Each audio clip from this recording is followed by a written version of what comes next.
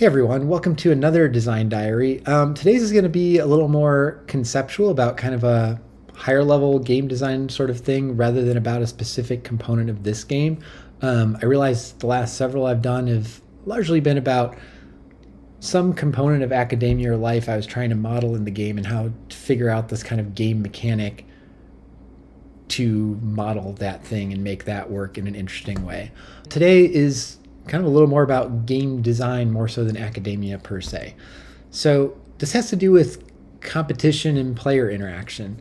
So I'll say one of the big shortcomings in the first couple iterations of this game was it almost played like several simultaneous solo games. So each player has their own player board where they can kind of lay out their stuff and where they're keeping track of how they're spending their time, and I'm going to spend this time to do this and this to do this. And they were largely working independently. And to some degree, this is kind of true. Like if I'm trying to succeed in academia and someone else is trying to succeed, what I'm doing with my publications and in my personal life don't usually have much of an impact on them or their abilities to succeed. And really in those early iterations, the only kind of direct interaction between the players or competition was when there was a job available. So you flip over what jobs are available that year, and if there was some job that multiple people wanted, they could all apply for it and they would be competing there and only one person could get it. So there was definitely direct competition in that sense. But by and large, a lot of the rounds, they were just kind of like working on their own. And I wanted to get a little more interaction between them, even though I also wanted to keep the sense that, largely you're kind of working on your own career and trying to just progress faster than the other players, get your achievements faster, as opposed to, everything you're doing is directly impacting them, like, in the game of Sorry or something, where like every time I move, I'm trying to knock the other player off. So this was something I spent some time thinking about, tried some different options, and what ended up being a sort of good source of inspiration for me was the game Rivals for Catan, which is a two-player card game based on Settlers of Catan, so dealing with collecting resources and building, but it actually plays very differently. It's a fun two-player game if you haven't played it. And one of the things about that game is it works similarly in that each player is basically building their own board. In this case, you're building your own little village, or I think they call it Principality in the game.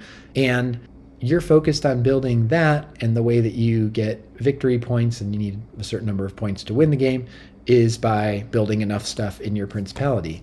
But they make it a little more competitive between the two because there's two different ways that the players interact with each other. So one is you have these cards to play, and some of them help you and things you can build or things you can do in your principality, but some of them affect your opponent, and you can make them remove something or play a card that takes some of their resources or whatever. And then the other thing is there's these competitive elements. So there's what's called the strength advantage and the trade advantage. And basically, if you build up certain areas of your principality first and get certain things done, then you get an advantage over the other player that when various events happen, you get a better outcome than they do. So there's kind of this competition to achieve those things, and also just direct playing cards that do things to your opponent's world as well. So using those as an inspiration, I did similarly kind of two different things within the game to encourage more interaction. So the first one is just like Rivals for Catan, there are cards, and these have been in the game since pretty early on, where there are actions that you can do that in most cases were affecting your own life and your own career, and maybe you get some more time or get some extra money or improve one of your attributes or whatever. And I put in a lot more cards that affected other players. So things you could do to slow them down or give them additional time requirements, like in academic terms, you have a card where you can force them to be on some big time-consuming committee, and then they have to spend time on that they're not spending on their other things. One of my favorites is writer's block. So if they have a research project going, you can play that card on it, and they have to then work until they get a new idea to remove that writer's block and continue researching and writing on this project. That definitely made a big difference, having some ways for the players to interact. It made them keep a better eye on what the other players are doing and think about, hey, where are they competing with me and what can I do to slow them down on things? And then also, kind of similarly to the trade advantage and strength advantage in Rivals for Catan, for the various player attributes you're trying to increase and get to higher levels, there's a certain level where if you have hit that and you have the highest score in there, you get some advantages over the other players based on that. And then if someone else passes you, so if you had the highest teaching quality and then somebody else surpasses you, they get that advantage. So another way where there's just creating a little bit more interaction.